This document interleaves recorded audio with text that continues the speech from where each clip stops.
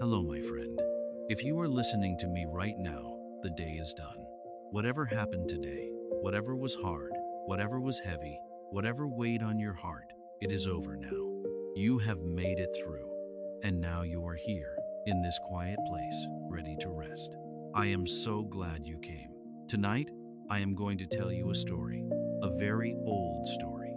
A very famous story.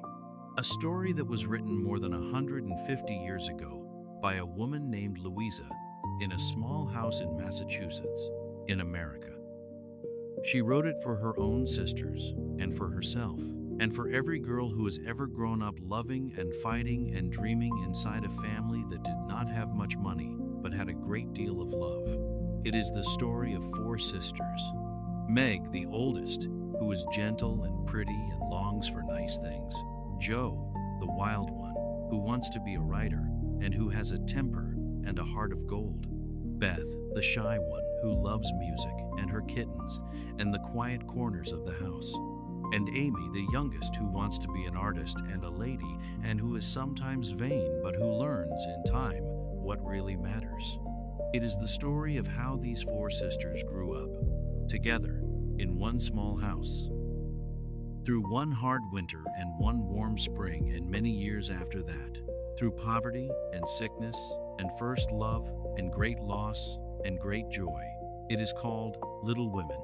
You may have heard it before, maybe as a child, maybe in a film, maybe your mother read it to you a long time ago on a winter evening by a warm fire. That is all right. Tonight, I will tell it to you again, slowly, softly, the way it was meant to be told, so that you can let your mind float and your breath slow and your eyes close whenever they are ready. If you fall asleep in the middle, that is wonderful. That is what I am hoping for. The story will wait for you. It will always wait for you. Before I begin, my friend, I would like to ask you one small thing, just one. Somewhere on your screen, there is a small red button, the subscribe button. If you have not already, please tap it, gently, just once. The way you might pull a warm blanket up over a sleeping child. That small tap is how I find my way back to you on another quiet night with another long, slow, gentle story. When the day has been hard again and you cannot sleep and you need a voice in the dark, I will be there. The next story will be there, waiting for you. And if you can, tap the small heart too. The like button. It is a quiet way of saying, I am here. I am listening. Thank you for the story. That is all I will ask of you tonight. Now, pull your blanket up. Let your shoulders drop. Take one slow breath in and let it out slowly. And let me take you back in time to a small house in New England on a cold and snowy Christmas Eve where four sisters sat together on the floor by a small fire and complained very softly that they were poor. Christmas will not be Christmas without any presents, said Jo, lying on the rug. It was a cold winter evening.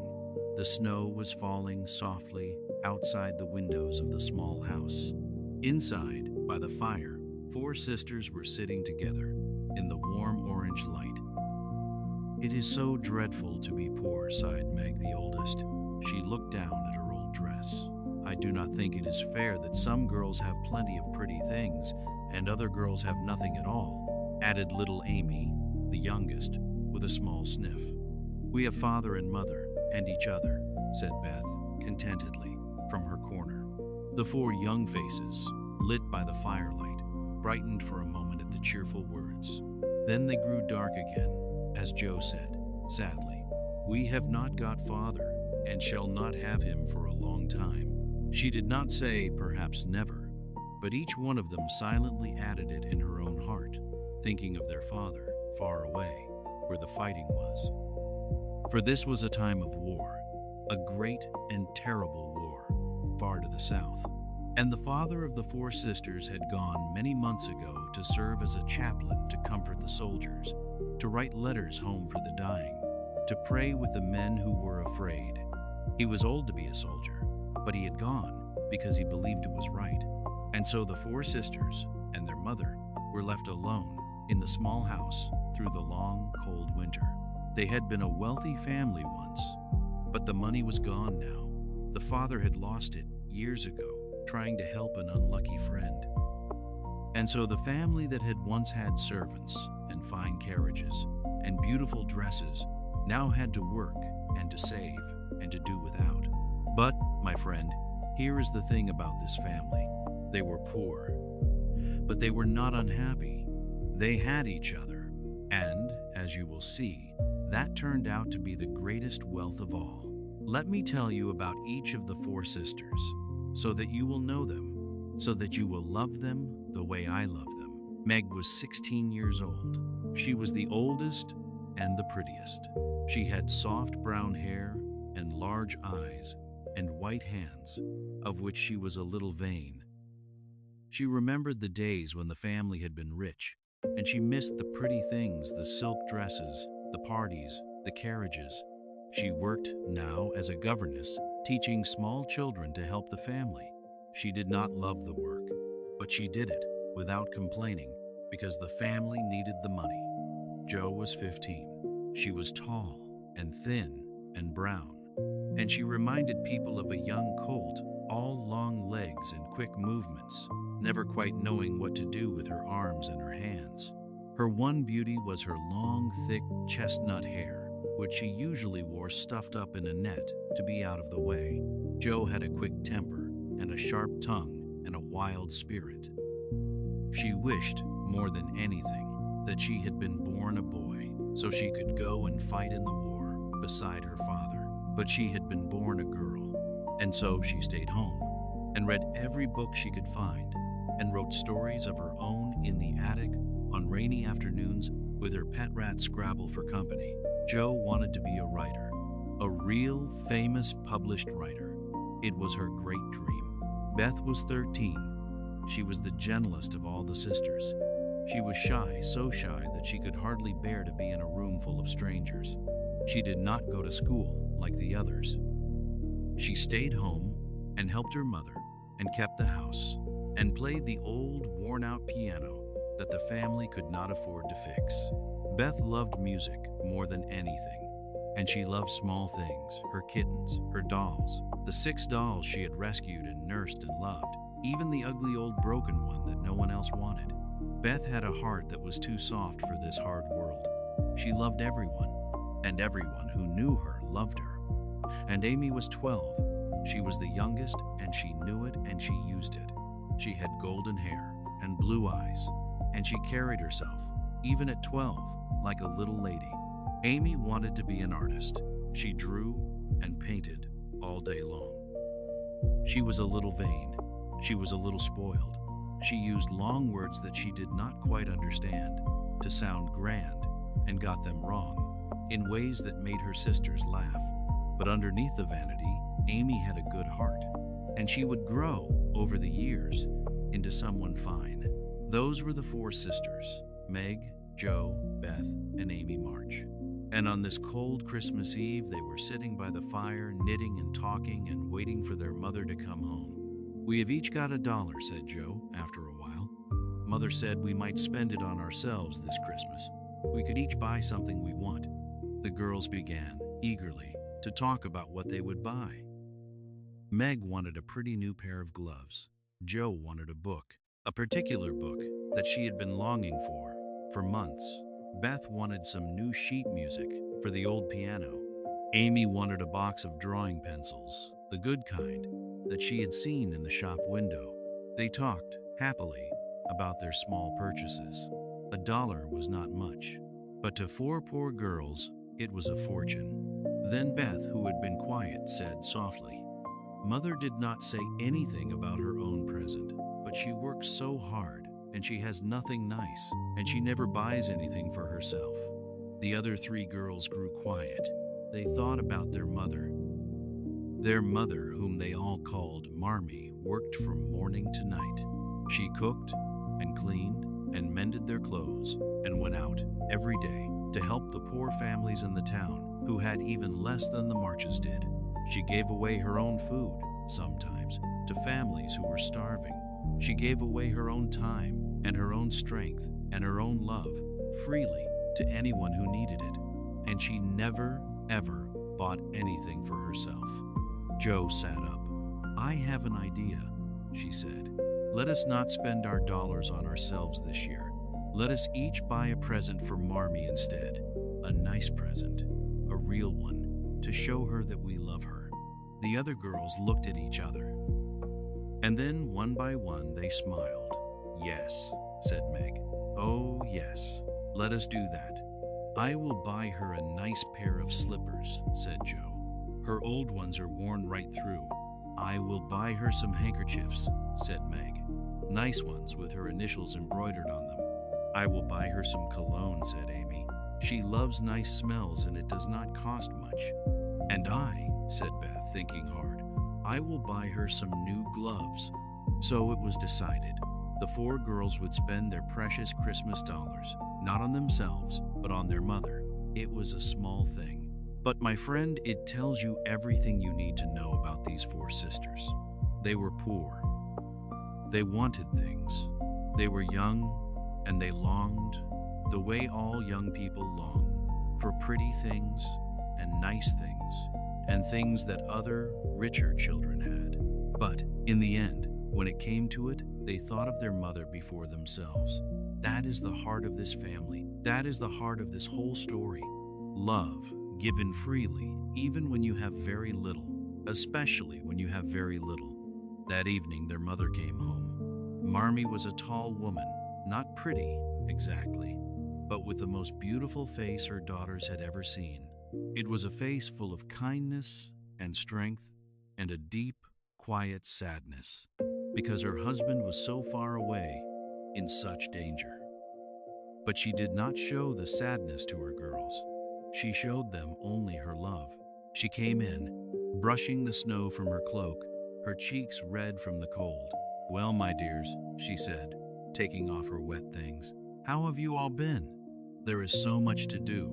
I could not get home for dinner. Has anyone called, Beth? How is your cold, Meg? Jo, you look tired to death. Come and kiss me, baby." The 4 girls flew to her. They kissed her. They took her cloak and her boots, and they sat her down in the big chair by the fire, and they brought her slippers and a warm cup of tea, and they fussed over her, all of them at once, the way daughters do. Marmee smiled, watching them.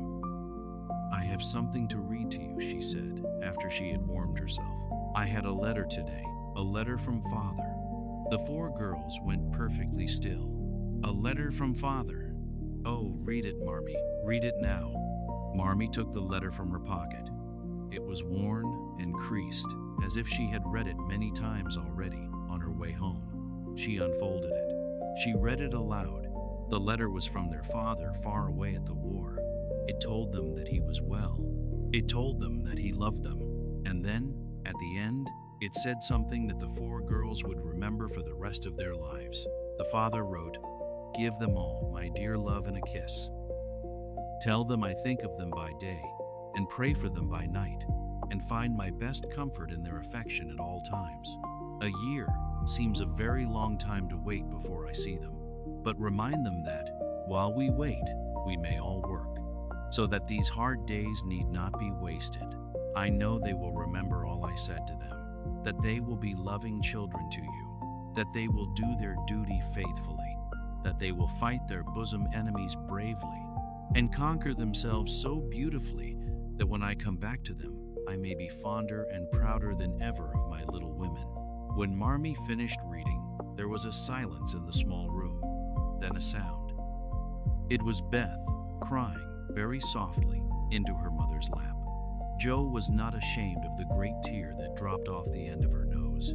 Amy hid her face on her mother's shoulder, and Meg, the oldest, whispered, "I am a selfish girl, but I will truly try to be better, so he may not be disappointed in me." "We will all try," cried Jo. "I think too much of my looks and hate to work, but I will not, if I can help it. I will try to be what he loves to call me, a little woman, and not be rough and wild," said Amy. Beth said nothing. She just wiped away her tears and began to knit with all her small might, thinking of her father and silently resolving to be all that he hoped to find her. when the year brought round the happy coming home. Marmee held them all. "My little women," she whispered, "my dear little women." And outside, the snow kept falling, soft and white, over the small house where a poor family with very little money sat together by the fire and held each other and loved each other more than any rich family in all the world. Christmas morning came. The four sisters woke up early in the cold gray light of dawn. They had planned the night before to have a small Christmas breakfast, a special one, with buckwheat cakes and fresh bread and a little cream, a rare treat for the poor family. They came downstairs, hungry, looking forward to the feast. But just as they were about to sit down to eat, their mother came in. Her face was thoughtful. "Merry Christmas, my girls," she said. "I am glad you began at once and hope you will keep on. But I want to say one word before we sit down. Not far away from here lies a poor woman with a new little baby. 6 children are huddled in one bed to keep from freezing, for they have no fire. There is nothing to eat over there. The oldest boy came to tell me they were suffering hunger and cold. My girls, will you give them your breakfast as a Christmas present?" The 4 sisters were unusually hungry. They had been waiting for this breakfast for over an hour. The cakes were warm, the bread smelled wonderful, the cream was a luxury they almost never had. There was a long pause.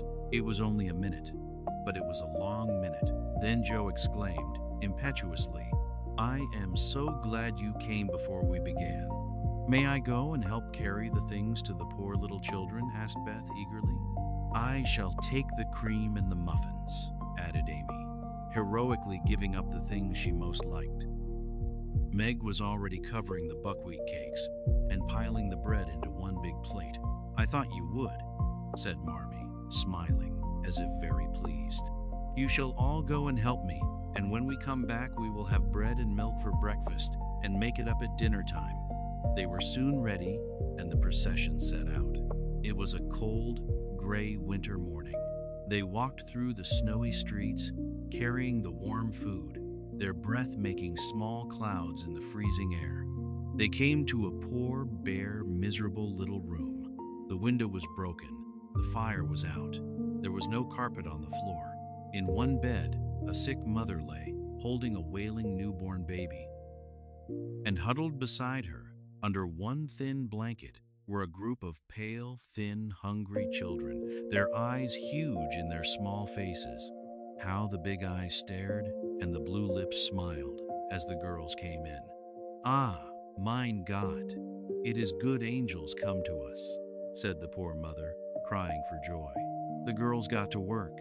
Joe built a fire in the cold stove, stopping up the broken window with her own coat and an old hat. Marmee gave the sick mother tea and warm food, and comforted her, and dressed the new baby as tenderly as if it had been her own. The girls spread the table and set the children around the fire, and fed them like so many hungry little birds, laughing, talking, and trying to understand the funny broken English of the grateful family.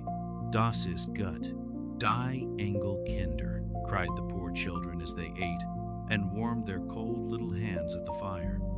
The 4 March sisters had never been called angels before. They found it very pleasant, especially Joe, who had been considered a Sancho, a kind of wild rascal ever since she was born. They walked home that morning cold and hungry, having given away their own Christmas breakfast. It was, perhaps, the merriest breakfast any of them had ever had, even though they did not eat any of it.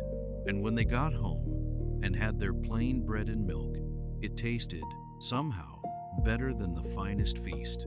Because, my friend, there is a secret in this world, a secret that the 4 March sisters learned that cold Christmas morning. The secret is this: the joy you give away comes back to you. It comes back, multiplied. It comes back, warmer. It comes back as a kind of light that you carry inside you for the rest of the day, and sometimes for the rest of your life.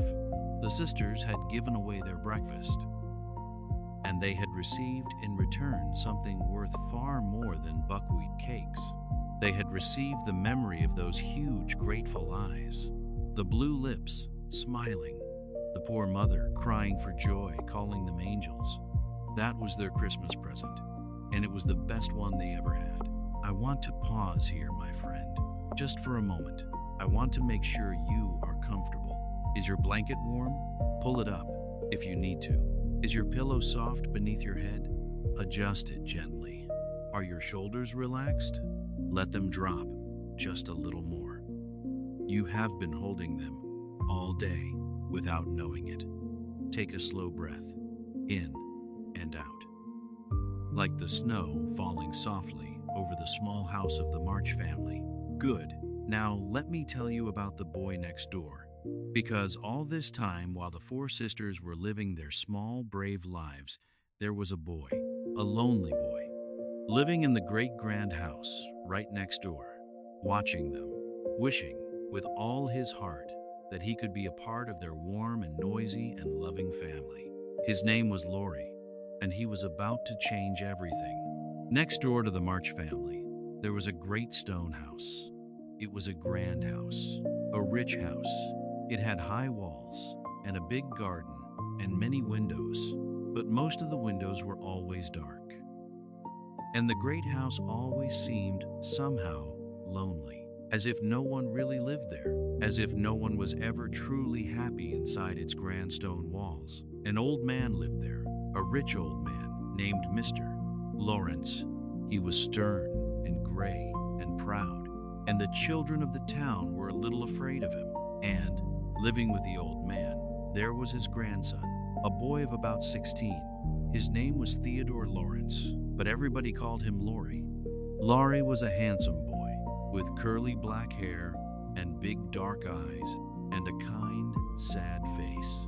His parents had died when he was small. He had been raised, since then, by his stern grandfather in the great lonely house. He had tutors and servants and every fine thing money could buy, but he did not have a family.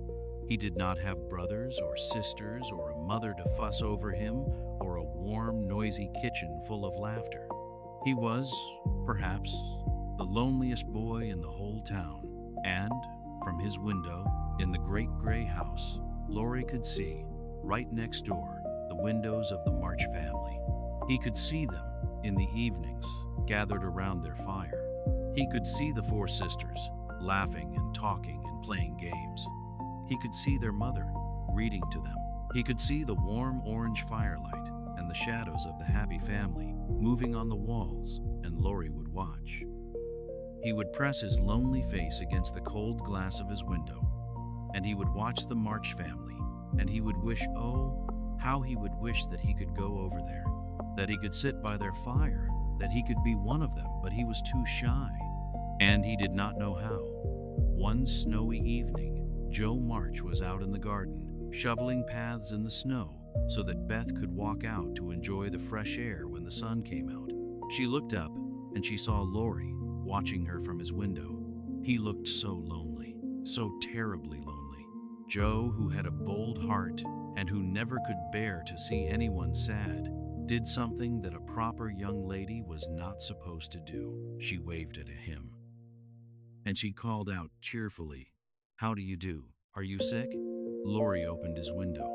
"Better, thank you," he said. "I have had a bad cold and have been shut up a week." "That is dreary," said Joe. "Do you not have anyone to amuse you?" "Nobody," said Laurie sadly.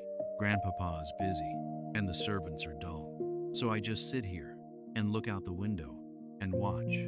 He stopped. He had been about to say, "and watch your family," but he was too shy to admit it. But Joe understood.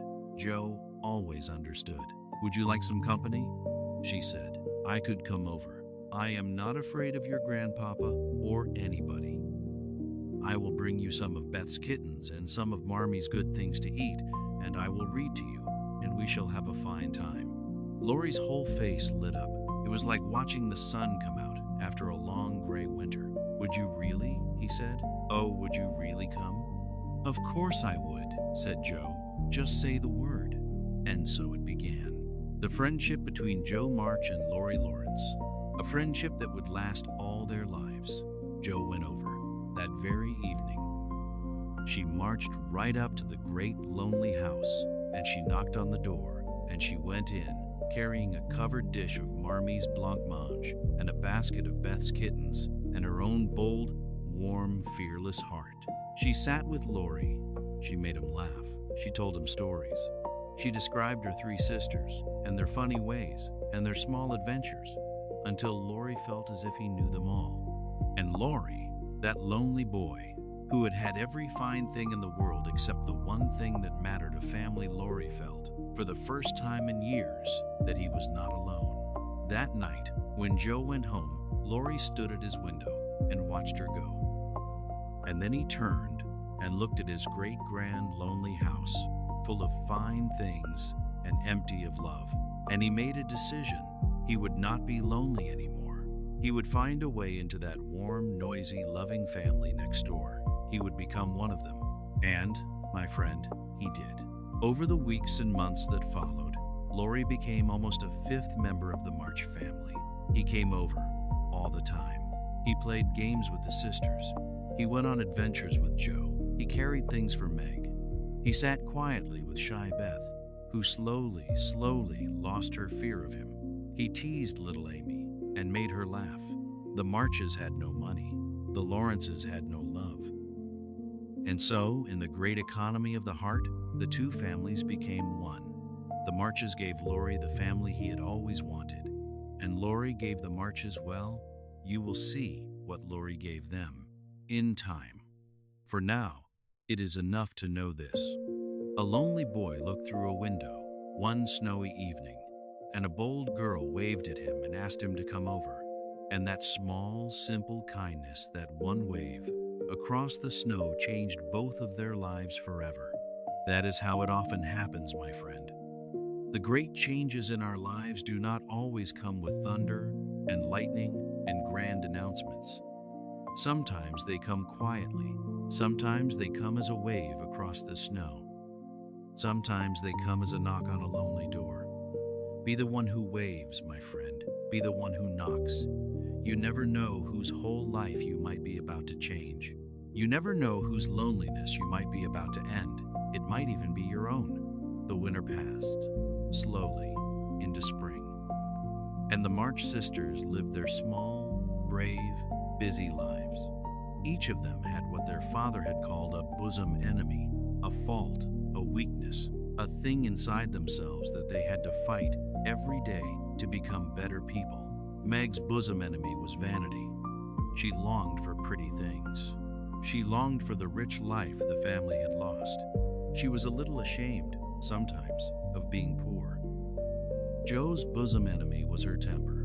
She had a quick, hot, fierce temper that flared up before she could stop it and made her say and do things she was sorry for afterward.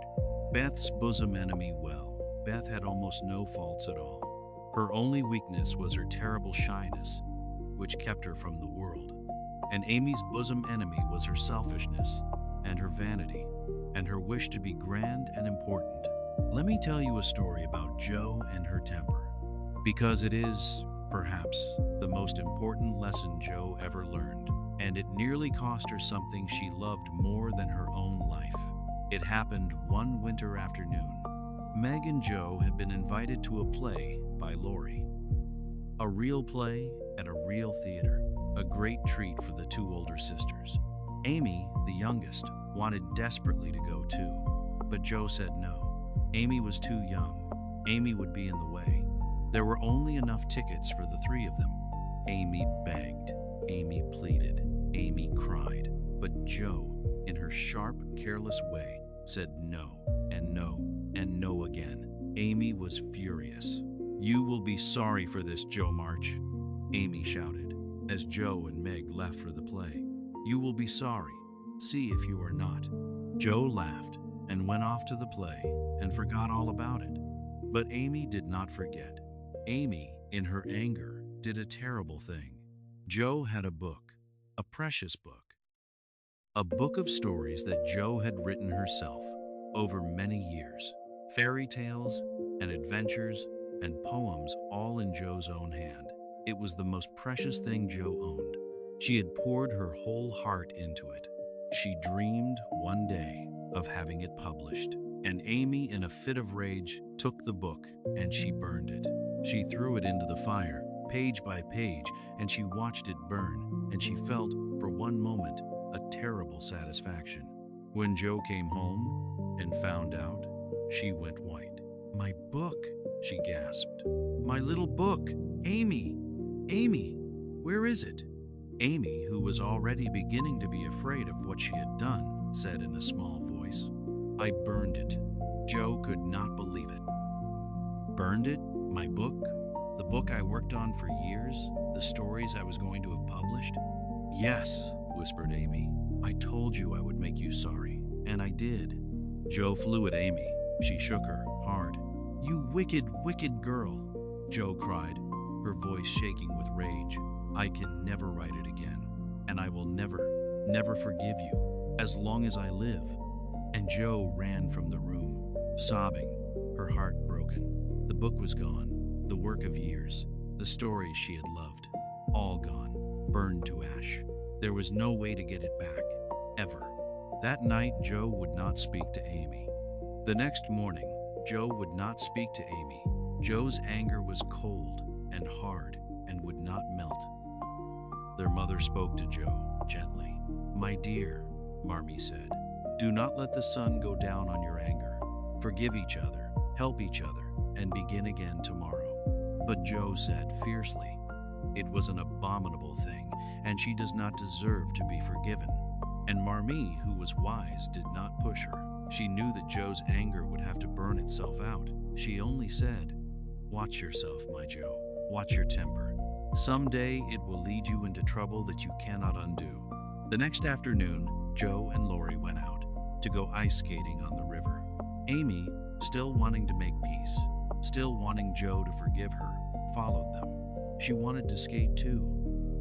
She wanted, more than anything, for Joe to love her again. Joe saw Amy coming, but Joe was still angry. Joe turned her back. Joe would not wait for her. Lori skated on ahead, around a bend in the river, calling back, "Keep near the shore. The ice is not safe in the middle." Joe heard him, but Amy, far behind, struggling to put on her skates, did not hear. Joe knew that Amy had not heard the warning. For one moment, Joe stood at a crossroads.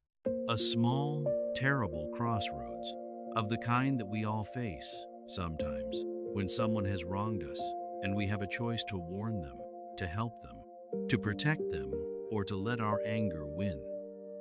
A little demon in Joe's ear whispered, "Let her find out for herself. It serves her right. Do not warn her. She burned your book."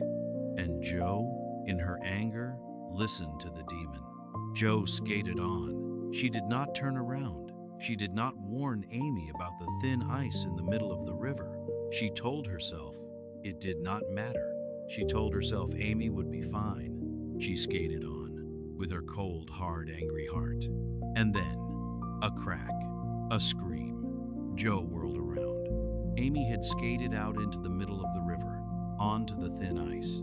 The ice that Lori had warned about. The ice that Joe had heard about, and Amy had not. And the ice had broken. Amy had fallen through, into the black, freezing water. Joe's heart stopped. "Amy!" she screamed. "Amy!" She saw her little sister's blue cap and her terrified white face above the dark water, her arms flailing, the freezing river pulling her down. Joe stood frozen with horror. She could not move. She could not think. She had let this happen. She had heard the warning, and in her anger, she had not passed it on. And now her little sister was drowning, in the black water, in the freezing river. "Lori!" Joe screamed. "Lori, help! Help!" Lori came racing back, around the bend. He saw what had happened. He moved fast. He grabbed a fence rail. He lay flat on the ice. He pushed the rail out toward Amy. "Hold on, Amy! Hold on!" "Catch the rail." Amy, with the last of her strength, caught the rail, and Lori and Joe together pulled her out. Pulled her, dripping and frozen and half drowned, but alive, out of the black water and onto the safe ice and into Joe's arms. Joe held her little sister. Joe, who had been so angry, Joe, who had said she would never forgive her. Joe, who had, in her anger, almost let her die. Joe held Amy and sobbed and could not stop sobbing. "Oh, Amy, Amy, I am so sorry. I am so sorry. It is my fault. I heard the warning. I should have told you. I let my anger. Oh, Amy, you might have died. You might have died, and it would have been my fault.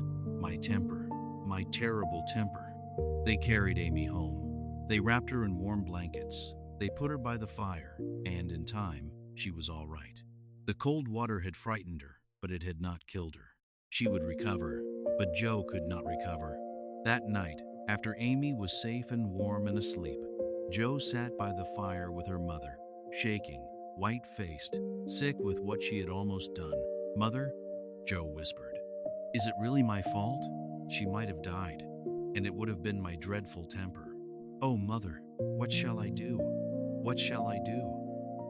I try and try, but my temper is so terrible, and I cannot conquer it, and someday it will do something dreadful and ruin my whole life and make everybody hate me."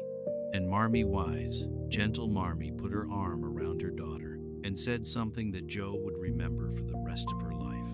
"My dear Joe," she said, "I have a temper too." Joe stared at her. "You, Mother? You never get angry." Marmee smiled sadly. "I have been trying to cure it for 40 years, Joe, and I have only succeeded in controlling it. I am angry nearly every day of my life, but I have learned not to show it, and I hope to learn, someday, not to feel it. It may take me another 40 years to do so, but I keep trying. Every day, I keep trying. You think your temper is the worst in the world, but mine is just like it. I was once just as quick to anger as you are. Your father helped me. He never spoke a harsh word to me, or showed, by so much as a look, that he was disappointed when I lost my temper. He just helped me, patiently, lovingly, every day. And, slowly, I learned. You will learn too, my Joe. The fact that you feel this terrible, the fact that you are sitting here, sick with sorrow over what your temper almost did, that is the proof that you are learning. The people who never feel sorry are the ones who never change. You feel sorry, so you will change.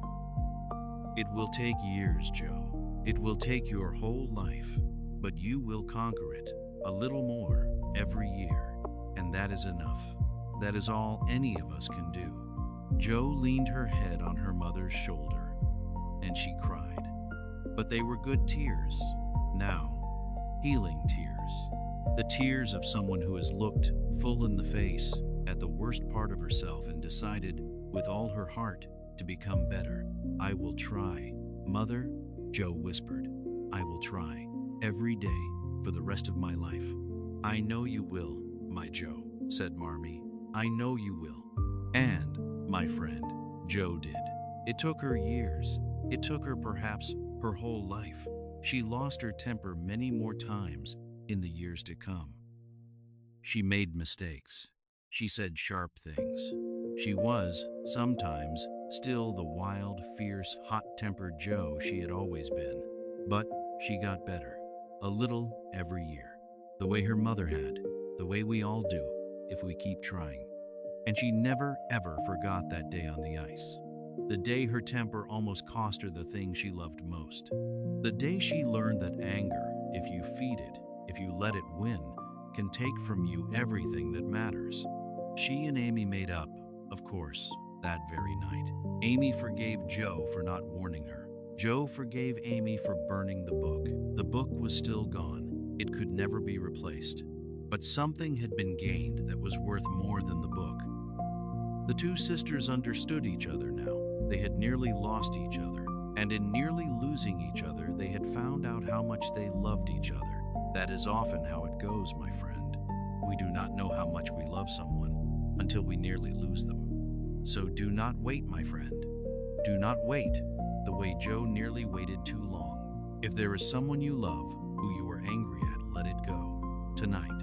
Before the sun goes down on your anger, before the ice breaks, before it is too late, forgive them. Tell them you love them. You will never, ever But you might like Joe on the riverbank, holding her half-drowned sister. You might regret it terribly, forever, if you wait too long. The spring turned into summer, and the summer brought a great change to the March family. A telegram arrived. A telegram is a message sent quickly over the wires in the old days when there were no telephones. And a telegram almost always meant bad news. This one did. It was from the war, from far away, from the hospital where wounded soldiers were taken. It said that Mr. March, the father, was very ill, dangerously ill. It said that his wife should come at once if she wished to see him. The family was thrown into a panic.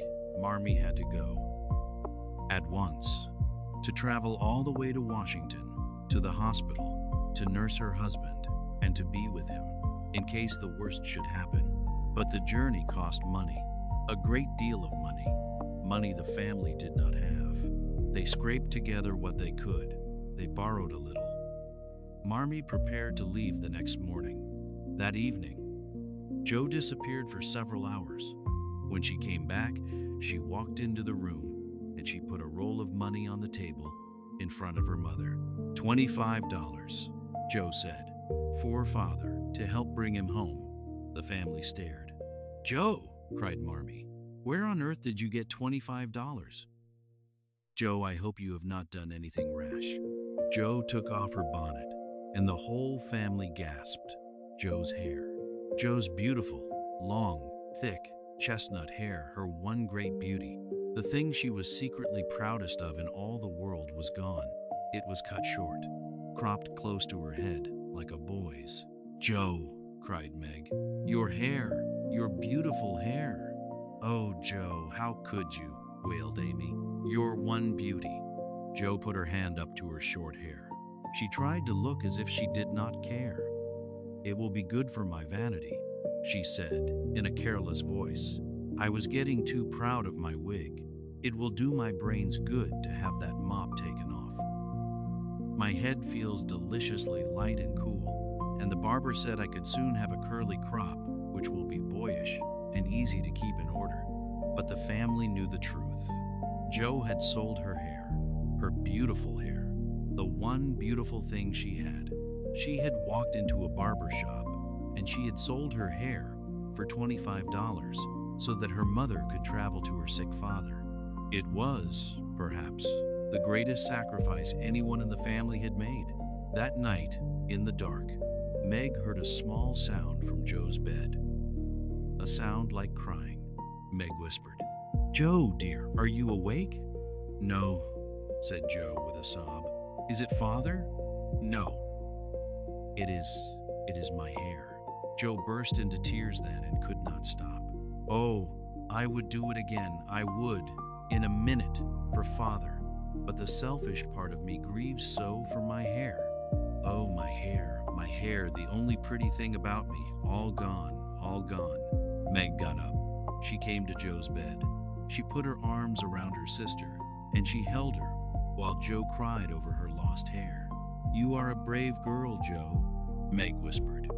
The bravest girl I ever knew. Father will be so proud, and your hair will grow back. It will. But what you did tonight, that will never be forgotten. Not by father, not by mother, not by any of us. Never. And Joe, comforted, fell asleep at last, her short, cropped head on her sister's shoulder. Her hair was gone, but she had given it, freely, for love. And love, my friend, is the only thing in this world that grows more, the more you give it away.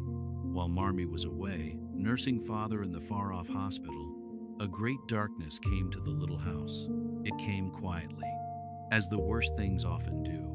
It began with a poor family, the Hummels, the German family that the Marches had given their Christmas breakfast to all those months before. The Hummel baby was sick, very sick, with scarlet fever, a dangerous catching illness that swept through poor neighborhoods in those days and took many children. Someone needed to go and help them, to bring them food, to sit with the sick baby. Marmee had always done it, but Marmee was away, so the duty fell to the sisters. Meg and Joe were busy with work and chores and the running of the house. So it was Beth, gentle, shy, loving Beth, who went each day to the poor sick family to bring them food, to nurse the baby, to do the kind work that her mother would have done. Beth did not complain. Beth never complained. She just went every day quietly and did what needed to be done. But one terrible day, the Hummel baby died. Died in Beth's arms as she was holding it, trying to comfort it. And Beth came home, white and shaking, and said in a small voice, "I think I have caught it. The fever. The doctor says I have scarlet fever." The house went cold with fear. Scarlet fever, the illness that killed children, and it had come for Beth, gentle, loving Beth, the sweetest of all the sisters. They sent Amy away to stay with their rich, stern Aunt March so that she would not catch the fever too. And Meg and Joe stayed to nurse Beth. They did not write to Marmee. They did not want to frighten her or to call her away from Father, who was still so ill. They thought they could manage. They thought Beth would get better soon. But Beth did not get better. Beth got worse. Day by day, the fever climbed. Beth grew weaker and weaker. She lay in her bed, burning with fever, sometimes not even knowing who her sisters were. She talked, in her fever, to people who were not there. She called for her mother. She called for her kittens. She sang small bits of songs in a faint, faraway voice that broke her sisters' hearts to hear. Joe nursed her day and night. Joe, who had always been the strong one, the brave one, the wild one, Joe sat by Beth's bed, hour after hour, holding her hot little hand, bathing her burning forehead, watching her sister slip further and further away. And Joe was afraid. Joe had never been so afraid in all her life, because Joe was beginning to understand something. Beth might die. The gentlest, sweetest, most loving of all the sisters, the one who never complained, who never asked for anything, who gave all her love freely to everyone, Beth might die. It did not seem possible. It did not seem fair. The doctor came and looked grave and said that they should send for their mother.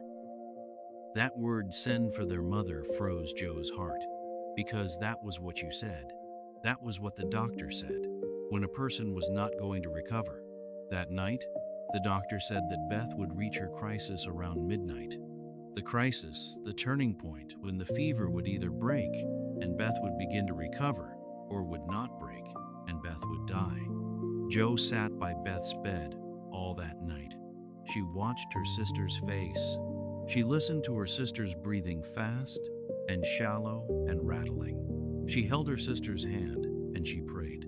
Joe, who was wild and fierce and did not often pray, Joe prayed that night with all her heart. "Please," she whispered into the dark, "please, not Beth. Take anything, take everything, but not Beth. The world needs Beth. We need Beth. Please, please." Midnight came. The crisis came. Beth lay very still, too still. Her breathing was so faint that Joe could hardly hear it. Her face was white as the pillow. Joe bent close. She could not tell if Beth was breathing at all. She put her hand on Beth's forehead, and the forehead was cool. The fever had broken. The burning heat was gone. Beth's forehead was cool and damp, and her breathing, when Joe bent close to listen, her breathing was slow now. Slow and deep and even. The crisis had passed. Beth was going to live. Joe sat back, and she began to cry. Great, shaking, silent sobs of relief, of joy, of gratitude, too deep for any words. Beth was going to live. At dawn, a carriage arrived. It was Marmee. Joe had not known. But Laurie dear, faithful Laurie, had sent for her days before. He had seen how grave things were, and he had telegraphed Marmee secretly and brought her home racing through the night. Marmee came in and rushed to Beth's bed, and she found her youngest daughter, no, her middle daughter, her gentle Beth, sleeping peacefully, the fever gone, out of danger. Marmee fell to her knees by the bed, and the family was together again. Beth recovered, slowly, It took many weeks. She was never quite as strong afterward as she had been before. The fever had weakened her heart. She would be a little frail for the rest of her life, but she lived. She lived. And, my friend, I want to tell you something about Beth. Beth was the kind of person that the world does not always notice. She was not brilliant like Joe. She was not beautiful like Meg. She was not charming like Amy. She was just good. Quietly, completely good. She loved people. She helped people. She asked for nothing. She gave everything. And the world is full of Beths, my friend. Quiet, good people who do not make a great noise, who do not become famous, who do not win great prizes. They just love. They just help. They just give. You may know a Beth. You may even be a Beth. If you are one of the quiet, good ones who loves without asking for anything in return, then I want you to know something. Tonight, you are seen. You are loved. You matter more than you know. The Beths of this world are the ones who hold everything together. The ones whose quiet goodness is the very thing that makes life worth living. So, thank you. If you are a Beth, thank you for your quiet, faithful, beautiful love. The world would be a cold and broken place without you. And then, at last, came the happiest day. Father came home. He came home on Christmas Day a year, almost exactly after that first cold Christmas, when the sisters had given away their breakfast. He was thin and weak from his long illness. He leaned on Lori's arm and on the arm of the old doctor who had traveled with him, but he was home. The four sisters flew to him. Meg and Joe and Amy and yes, Beth, well enough now to come downstairs, wrapped in a warm shawl, to throw her thin arms around her father's neck. And Marmee stood, with her husband home at last, surrounded by all four of her daughters, in the small, warm house on Christmas Day. It was, the father said, looking around at them all, the very best Christmas he had ever had. He looked at his four daughters. "I have been thinking about my little women," he said softly, "and I find that they are not so little anymore. Meg, my oldest, has grown into a fine young woman with hands that are rough from honest work and that are more beautiful to me than the whitest, softest hands in the world. Joe, my wild Joe, has grown gentler. She speaks more softly. She has learned to govern her temper, and she sold her hair, her one vanity, for love of me." Beth, his voice caught here, looking at his frail, gentle daughter. Beth has been braver and more selfless than any soldier I nursed in all those long months at the war. And Amy, little Amy, has learned to think of others before herself and to carry herself like the lady she is becoming. I went away, the father said, and I left 4 little girls, and I have come home to 4 little women, and I am prouder of them than any man has any right to be. The sisters wept. Marmee wept. Even Lori, standing in the doorway, watching the family he loved, had tears in his dark eyes. And the snow fell, softly, outside the window, over the small, warm house, where a family that had almost lost their father and almost lost their Beth sat together, whole again, and grateful, and home. I want to pause again, my friend. You have been so patient. You have listened so long. Perhaps you are already asleep. If you are, sleep well, sleep deep. I am glad to have walked you partway into your dreams. If you are still awake, settle in. There is more story to come, but the hardest parts are behind us now. From here, the story softens. It becomes a story of growing up, of first love, of finding your way in the world. Let your eyes close if they want to. Let your breath slow. I will keep telling the story, softly, in the dark, whether you are awake to hear it or not. Because that is what I am here for, to be a voice in the dark for as long as you need one. The years passed. The sisters grew up. Meg, the oldest, was the first to fall in love. She fell in love with a poor young man named John Brooke. He was Lori's tutor, a kind, honest, hard-working man with no money, but with a good and steady heart. Meg, who had once longed for a rich husband and fine dresses and a grand house, Meg found that when love came, none of those things mattered at all. John Brooke had no money. He could offer Meg only a small house and a simple life and a lifetime of faithful love. And Meg chose him. She chose love over money. She chose a good heart over a full purse. Her rich Aunt March was furious. Aunt March had wanted Meg to marry a wealthy man and lift the whole family out of poverty. Aunt March told Meg that if she married a poor man, she would never give her a penny. And Meg, gently but firmly, said, "I shall marry whom I please, Aunt March. And John is the man I please. He is poor, but he is good. And I would rather be poor with him than rich with anyone else." And so Meg married her John. It was a small wedding, a simple wedding. There were no fine carriages, no expensive flowers, no grand feast, but there was love. There was so much love. And Meg, in her plain dress, marrying her poor good man, was the happiest, most beautiful bride that anyone had ever seen. She and John moved into a tiny house, which they called the Dovecote. They had very little money. They had to count every penny. Meg, who had never cooked in her life, had to learn to keep house and made many funny mistakes, burned dinners, and failed jellies and small disasters. But she was happy. She and John had each other. And, in time, they had 2 babies, twins, a boy and a girl. And the tiny house was poor, but it was full of love and laughter and the small, ordinary joys that are, in the end, the only joys that truly matter. Meg had found her path. The oldest sister had grown up and married for love and built a small, poor, happy life. One down. 3 sisters still to find their way. Now, my friend, I must tell you about Joe and about Lori. Because everyone thought that Joe and Lori would marry. They were best friends. They had been best friends for years. They laughed at the same things. They understood completely. They went on adventures together and told each other secrets and were, in every way, perfect companions.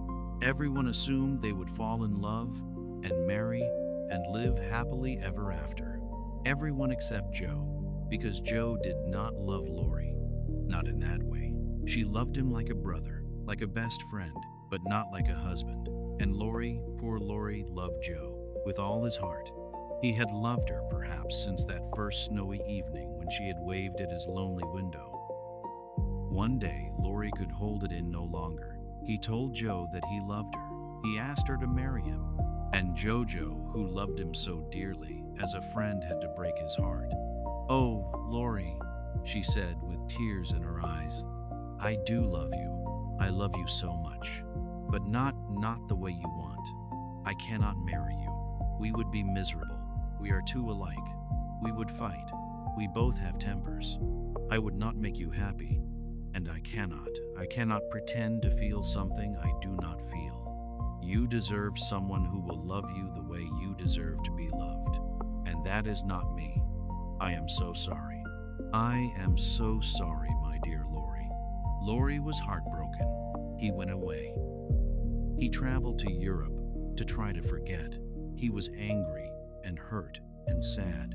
And Jojo cried that night for the friend she had hurt, for the love she could not return. But she knew she had done the right thing. She knew that marrying without love would have been a lie, and Joe could not live a lie. It was a hard thing she did, a brave thing, to say no to a love that everyone expected her to say yes to refuse the easy, expected path, to wait for the love that was truly hers, even though she did not know yet where it would come from or when. Sometimes, my friend, the bravest thing we can do is to say no. No to the thing that is almost right, but not quite. No to the love that is comfortable, but not true. No to the path that everyone expects us to take, because we know, deep in our hearts, that it is not our path. It is lonely to say no. It is frightening. You watch the easy road disappear behind you, and you set off, alone, down an unknown road, not knowing where it leads. But it is the only way to find the road that is truly yours. Joe said no to Lori. And, in saying no, she kept herself free for the love that was coming. The true love, the right love, the one she did not yet know about. But that, my friend, is a story for a little later. For now, Lori went away, heartbroken, to Europe. And in Europe, by a strange turn of fate, he met someone. He met Amy, little Amy, all grown up now, traveling in Europe, studying her art, becoming a graceful and accomplished young woman. And Lori, who had gone to Europe to forget Joe, found, slowly, that he was falling in love, not with the memory of Joe, but with Amy, with the woman Amy had become. And Amy, who had always, secretly, admired Lori, since she was a little girl, found that she loved him too. It was not the love that everyone had expected, but it was perhaps the right love after all. Lori and Amy, the lonely boy and the youngest sister, finding in each other the love that each of them had been searching for. They married in Europe in the spring, and they came home at last, husband and wife Lori, finally, truly, a member of the March family, as he had wished to be all those years ago, looking through his lonely window at the warm and noisy house next door. Two sisters married now, Meg to her John, Amy to her Lori, two still unmarried, Beth, gentle Beth, who would never marry. You will see why soon, and it is the saddest part of our story, but also, in its way, the most beautiful. And Joe, wild Joe, who had said no to Lori and did not yet know what her own love would look like. Be patient, my friend. We are coming to it. We are coming to the end of our long story. And I promise you that even the saddest parts have a kind of beauty in them that will stay with you long after you have fallen asleep tonight. But before I tell you about Beth, about the gentle ending that was coming for her, I want to tell you one more small story. A story about Amy, about what happened one cold winter afternoon when she was 12 years old, before all the big changes came, before anyone had grown up, when the four sisters were still little, still living together, still arguing and laughing and making up over small things. I want to tell you this story because even in the happiest families, there are days when sisters do not love each other very well. There are days when they hurt each other. Sometimes, those days teach us more than all the happy days put together. This was one of those days. It happened on a cold afternoon in January. Joe and Meg had been invited by a friend to go to the theater that evening to see a play. Joe was excited about it. She had been talking about it for days. Amy, the youngest, wanted to come too, but Meg gently said no. You are too small, Amy. The play is for older girls. Next year, perhaps when you are 13. Amy was furious. 12-year-old furious, which is a very particular kind of furious. She felt left out. She felt unloved. She felt that, because she was the youngest, no one ever took her seriously. She begged, she pouted, she cried. Joe, in her impatient way, said, "Stop it, Amy. You are not coming. That is final." And Amy, in a small, angry voice, said, "You will be sorry, Joe. You'll see." Joe laughed at her. That was a mistake. Meg and Joe went to the theater. They had a wonderful evening. When they came home, they went to Joe's small desk. Joe wanted to read, before bed, the manuscript she had been working on, a small book of stories. She had been writing it in her spare hours for almost a year. It was the closest thing to a real book she had ever made. She had not shown it to anyone, not even Beth. It was her treasure. She opened her desk. The manuscript was gone. Joe went very still. She searched the desk. She searched the drawer. She searched the floor. It was not there. She called out, "Amy, Amy, where is my manuscript?" There was a small silence.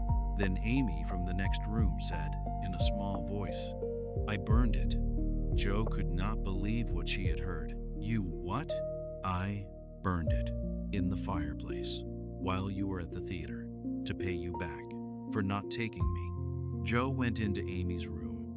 Amy was sitting on her small bed. Her face was a little frightened. She had, perhaps, started to realize what she had done, but she lifted her chin in the proud Amy way and said again, "I burned it. The whole thing. Every page. A whole year of work." A book Joe had worked on, late at night, by candlelight, in the small attic, while everyone else was asleep. Gone. There was no other copy. There never was in those days, before photocopies, before computers. You wrote the book once, on paper, with a pen and ink. If it burned, it was gone. Joe looked at her little sister. She was so angry that, for a long moment, she could not speak. Then she said in a voice that was very quiet and very cold, "You wicked, wicked girl, I will never forgive you. Never, never, never." She walked out. She went to her own room. She slammed the door. She lay down on her bed. She did not cry. She was too angry to cry. She lay awake, half the night, thinking about her burned book, thinking about how she would never be able to write it again the same way, thinking about how her own sister had taken something she loved and destroyed it. It was, perhaps, the worst night of Joe's young life. The next morning, Amy came to her, ashamed. "Joe, I am sorry. I am so sorry. I did not mean it. I was angry. Please, please forgive me." Joe, who was still angry, said coldly, "I will never forgive you, as long as I live." And she walked away.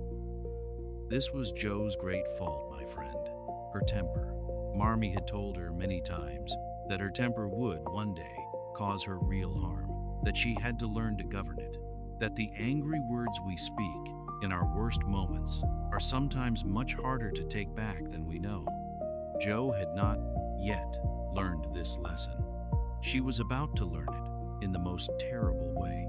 That afternoon, Joe and Lori were going skating on the river. The river had frozen hard for many weeks. The ice was thick. It was the best skating of the season. Amy, hearing them get ready to go, came running. Joe, can I come, please? I will be good.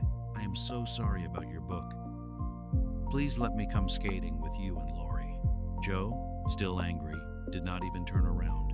"You can come, but I will not skate with you. You can skate at the other end of the river, by yourself." Amy, hurt, followed them anyway. She wanted so much to be forgiven. She would have done anything to be forgiven, but Joe would not look at her. At the river, Joe and Lori put on their skates. They skated, side by side, in great long circles, toward the middle of the river. Amy, struggling with her own old skates, came along behind them, slowly. Lori, glancing back, called out, "Amy, stay close to the shore. The ice is thin in the middle. Keep close to the shore." But Joe, gliding ahead, did not turn around. She did not call back to Amy. She did not repeat the warning. In her anger, she let her little sister go on, alone, not knowing the danger. It was, Joe would think later, the worst single moment of her whole life. There was a sudden crack, a sharp, terrible sound, the sound of ice breaking. Joe turned. Amy was gone. There was a black hole in the ice, where Amy had been. The water below was dark and cold. Joe screamed. She screamed, and she flew across the ice, faster than she had ever moved in her life. Lori was already racing toward the hole. He got there first. He threw himself down on the ice. He stretched out his arm. He plunged it into the black water. He felt for something, anything. He felt Amy's coat. He grabbed. He pulled. Slowly, with all his strength, with Joe lying down beside him now and helping him, Lori pulled little Amy out of the icy black water. She was blue. She was not breathing. For a moment, Joe thought she was dead. For a moment, Joe thought she had killed her own sister. She had let her go in her anger. She had not turned around. She had not warned her. Joe, in that moment, would have given her own life every minute of it, every breath, everything to take back the morning. To take back the words, "I will never forgive you." To take back the cold turning of her back when Amy had asked, so humbly, to come along. Amy coughed. She coughed up dark water. She gasped. She was alive. Lori scooped her up in his arms. He ran with her. Joe ran beside him. They ran the half-mile, all the way back to the small wooden house. Marmee took Amy. She wrapped her in warm blankets. She put her by the fire. She rubbed her cold hands.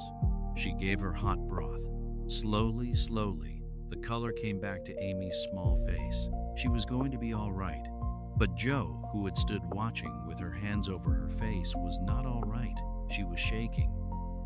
She was crying great, terrible, gasping sobs that she had not cried since she was a very small child. That night, when Amy was sleeping, warm and safe, in her bed, Marmee came and sat with Joe in the small parlor.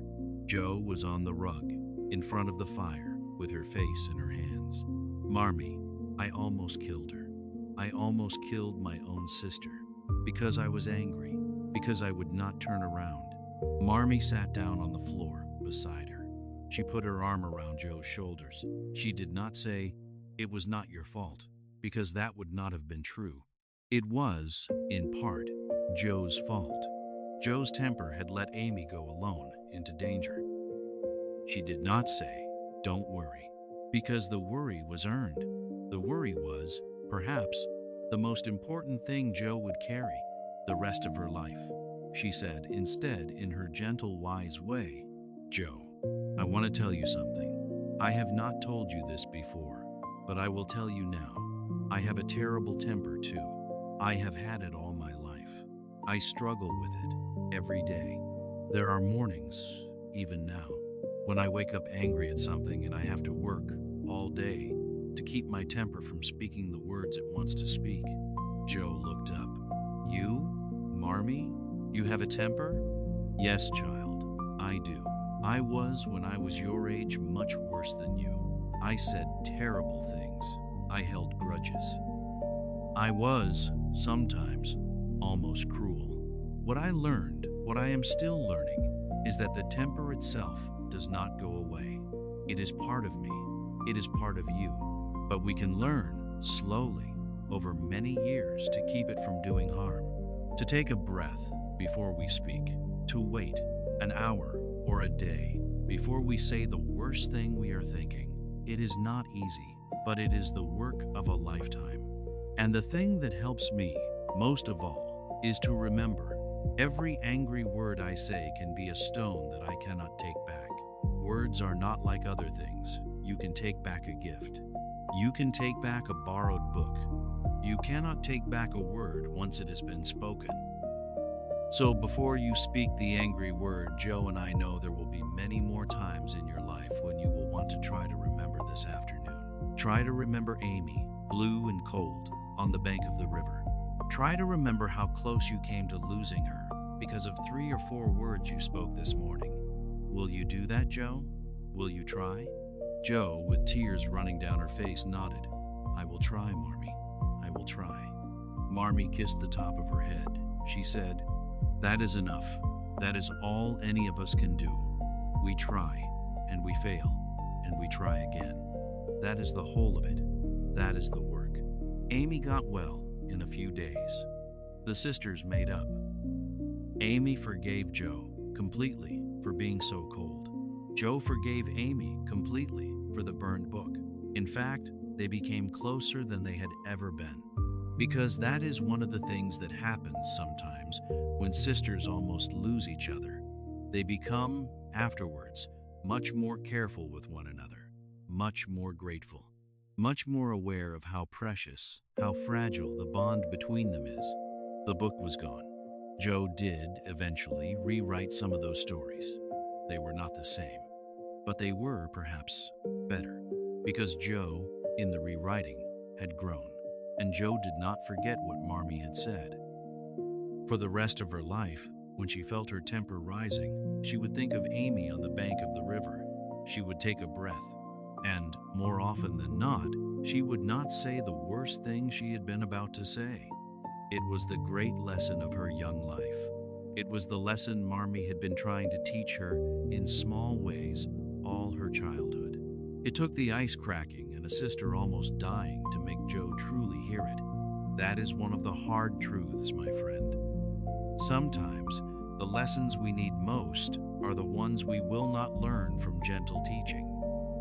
Sometimes, the only way we learn them is the hard way, the way that breaks our hearts, the way that almost takes from us something we cannot bear to lose.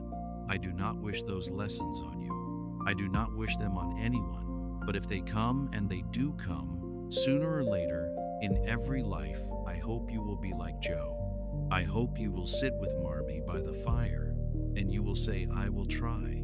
That is all that is asked of us, to try, to take the breath before the angry word, to turn around on the cold river and check on the little one coming behind, to remember that every word is a stone we cannot take back, to try, to try, to try. So, let me tell you now about Beth, about what happened in the years after that first long illness. When Beth seemed to get better, when she seemed for a while to be almost well, the doctor had said, after the scarlet fever, that Beth might never be quite strong again, that the fever had damaged something deep inside her, that she would always be a little frail, that she would tire easily, that she would need to be careful. The family had hoped with all their hearts that the doctor was wrong. For a few years, it seemed that maybe he was. Beth grew a little. She helped Marmee in the kitchen. She played her small piano. She kept her cats and her dolls. She visited the Hummel family, who had moved into a better house now. She made small shawls for the babies in the neighborhood.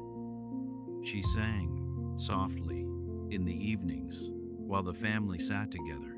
She was happy. She was so happy, but she was, always, a little quieter than she had been before, a little slower, a little more tired. The family noticed. Of course they noticed, but they would not allow themselves to think about what it might mean. Then, one warm summer day, when Beth was about 18 years old, she sat down on a small bench in the garden, and she said to Joe, who was sitting beside her, Joe, I want to tell you something, and I want you not to be sad. I want you to be brave, the way you have always been brave, for both of us. Joe went very still. Beth took her hand. I am not getting better, Joe. I am getting weaker, the doctor told Marmee last week. He thought she would tell me, but she could not. So, I am telling you, I am going to leave us soon. Maybe not this year, maybe not next year, but soon. Joe's hand tightened on Beth's hand. She could not speak. Beth continued in her gentle, small voice. I am not afraid, Joe. Really, I am not. I have been so loved in this life. I have had Marmee and Father and you and Meg and Amy. I have had my kittens and my piano and my dolls. I have had the small garden and the small house and the small piano in the corner. It has been a beautiful life. It has been the most beautiful life. I am not afraid to leave it. I am only afraid of what it will do to you, to all of you, to Marmee. I want you to take care of them, Joe. After, when I am gone, you are the strong one. You always were. Beth is gentle, but Beth is not the one who will hold the family together. Joe is. Joe always was. Promise me, Joe. Promise me you will be strong. For them. Not all at once, not the day after, but over time, over the long years that will come when they need you. Promise me. And Joe, with tears running down her face, Joe, who had thought all her life that she was the wild one, the rough one, the rude one, Joe realized in that moment that her gentle little sister had seen her all along more truly than anyone. Joe was the strong one. Joe had always been the strong one. I promise, Beth, Joe whispered. I promise. And Beth, pale, small, gentle Beth smiled. She smiled the smile she had been giving people her whole short life. The smile that warmed every room she entered. The smile that somehow made even the saddest moments feel held. Good, she said. Then I am at peace. She leaned her head on Joe's shoulder. The two of them sat on the small bench in the small garden on the warm summer afternoon. A robin was singing in the apple tree. A small breeze was moving in the white curtains of the kitchen window. Marmee was in the kitchen making bread. Father, in his small study, was writing a letter. The world was going on, the way the world always goes on. Even on the days when the worst news has just been shared between two sisters on a garden bench. It was a beautiful afternoon. It was, perhaps, the most important afternoon of Joe's life. The afternoon when Joe learned what she would have to do. The afternoon when Beth, in her own gentle way, passed the long, quiet work of holding the family together to her older, stronger sister. The afternoon when one sister said goodbye to the other, slowly over a long, warm hour, in a small garden, on a small bench, while a robin sang in the apple tree. The next year was a slow year. Beth grew weaker. The family did not, at first, talk about it openly. They did not need to. They all knew. They all watched Beth, in her quiet way, growing thinner, growing paler, needing to rest more often, taking small, slow walks instead of the long ones she had once taken. But the year had its own kind of beauty. The family knew now what they were losing. So they made every moment count. They sat with Beth in the warm parlor every evening. They read aloud to her. They sang the old songs. They told the old stories. They did all the things they had always done, but with a new tenderness, a new awareness that these days were precious, that they would not have them again. Beth was the center of it. She was, in those last months, the most loved person in the house. She did not become saintly. She did not become a different person. She was still Beth, still gentle, still shy, still small and quiet. She still got cross, sometimes, when she was tired. She still got tired easily. She still loved her cats and her piano. But there was a kind of light around her in those last months, a light that the rest of the family could see. It was the light of a person who had made peace, the light of a person who knew she was loved, the light of a person who, even though she was slowly leaving the world, was still entirely present in it, still entirely Beth. Joe took her room next to Beth's. Joe, who had once shared a room with Beth when they were small, and who had moved out years ago to her own small attic, Joe moved back.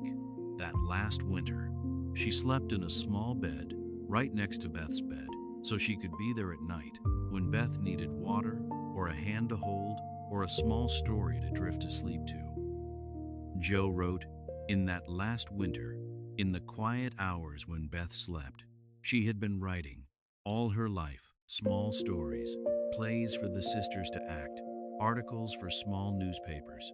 She had sold a few stories. She had made a little money. She had not yet written anything she was proud of.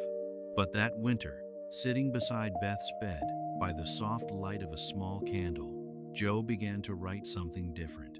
She began to write about her sisters, about Meg, about Beth, about Amy, about the old wooden house, about the Christmas they had given away their breakfast, about the boy in the great gray house next door who had become their best friend, about all of it. She did not know yet that what she was writing would become a great famous book. She was just writing because she needed to write. She was writing to hold on to Beth. She was writing because, when Beth was gone, the only way Joe would be able to keep her, really keep her, the way she had been would be in words, on the page, forever. Beth, sometimes, would wake from her small sleeps and look over at Joe, scribbling by the candle. "What are you writing, Joe?" Beth would whisper. "Just stories, Beth, just our old stories." "Good," Beth would say, and smile, and close her eyes again. She knew what Joe was doing. She approved. Beth slipped away, gently, in the early spring. It was a soft morning. The first crocuses were just coming up in the garden. The snow had melted. The world was washed and new. Beth had been asleep for most of the night. Joe had been holding her hand. So had Marmee. The whole family was there. Father, Meg, Amy, who had come home from Europe to be with her, John, Lori, Marmee, Joe. Beth opened her eyes once in the early light. She looked at her family around her. She smiled. She squeezed Joe's hand very softly. She said, in the smallest voice, "Thank you for everything. I have been so loved." She closed her eyes. A few minutes later, very quietly, Beth was gone. She did not suffer at the end. She did not gasp or struggle. She simply stopped breathing, the way a candle, at the end of a long night, simply stops burning. One moment the small flame was there. The next moment, it was not. The family wept. They wept the deep, heartbreaking weeping of people who had known this was coming, had prepared for it, had thought they were ready, and who now discovered that there is no preparation, in the end, for the moment when love leaves the room. Beth's hand and Joe's hand grew slowly cold. Joe held it for a long, long time anyway. She did not let go until Marmee, with great gentleness, came and lifted her up and helped her walk out of the small room into the warm spring sun. Outside, the world was so beautiful that it almost did not make sense. The crocuses were yellow and purple in the garden. A robin was singing in the apple tree. The sun was shining. The sky was a clear, soft blue. Joe stood on the small front step. She did not know how the world could go on being beautiful when Beth was no longer in it. She did not know how the sun could shine. She did not know how the robins could sing. But the world did go on. That is one of the hardest things, my friend. When you lose someone you love, the world does not stop. The sun keeps rising. The seasons keep turning. The trees keep blooming. Life keeps happening all around you, even though, inside you, everything has changed forever. It does not seem right. It does not seem fair, but it is the way of things. And, over time, you come to see that this is, perhaps, a kind of mercy. The world goes on. You can climb back into it, slowly, when you are ready. The world is still there for you. The robin is still singing for you. The sun is still rising for you. The one you loved is not in the world anymore, not in the way they were before. But the love is still in the world. The love is in the small things they loved. The love is in the garden they planted. The love is in the music they made. The love is in the people who loved them. The love does not end. Only the body ends. The love goes on. Beth was buried in the small cemetery on the hill, under the apple trees, in a place where she had loved to walk when she was a girl. The family planted small white flowers around her grave, the kind she had loved, for a long time after Joe could not write. She could not bear to be in the small room where she had been writing all winter, by Beth's bed. She could not bear to look at the manuscript she had started. She felt that somehow her writing had not been able to save her sister, and so what was the point of writing? She felt, in those weeks, the deepest grief she had ever known. Marmee saw it. Marmee did not try to fix it. She just sat with Joe in the evenings by the fire and held her hand and let her cry and did not say anything. After a long time, many weeks, perhaps months, Marmee said, very gently, "Joe, I want to ask you something." "Yes, Marmee. Would you like to go away for a little while? To New York, perhaps? There is a boarding house there, Mrs. Kirky's. I know her. She would be glad to have you. You could go for a few months. You could work as a governess to her children. You could write in your spare hours. You could be somewhere new. A change might do you good." Joe looked up. She had not thought of this. But, hearing the idea, she realized that, yes, she did want to go away. She wanted to be somewhere where every room did not remind her of Beth. She wanted to be somewhere where she could begin, slowly, to live again. "Yes, Marmee, I will go." Good.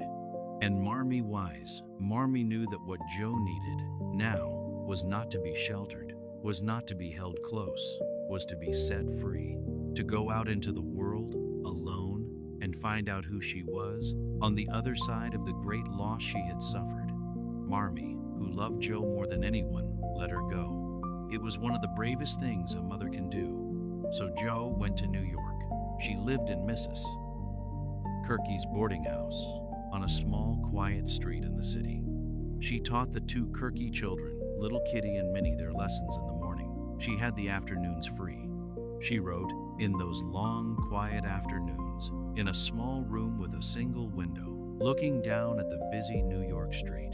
It was a different life from the one she had lived in the small wooden house in Massachusetts. It was lonely, but it was also, somehow, healing. She missed Beth. She missed her every day. But she found that, in the new city, where Beth had never been, she did not feel the loss as sharply. She could breathe, hear, she could think. Slowly, she began to write again. She wrote stories for the small magazines and the small newspapers. She sold some of them. She made a small living. She did not write anything great. She wrote sensation stories, mostly wild adventures and dark mysteries, the kind that sold well. She was a little ashamed of them, but they paid for her room, and, in the evenings, in the parlor of Mrs. Kirke's boarding house, she met a man. His name was Friedrich Baer. He was a German, a professor of languages from the city of Berlin.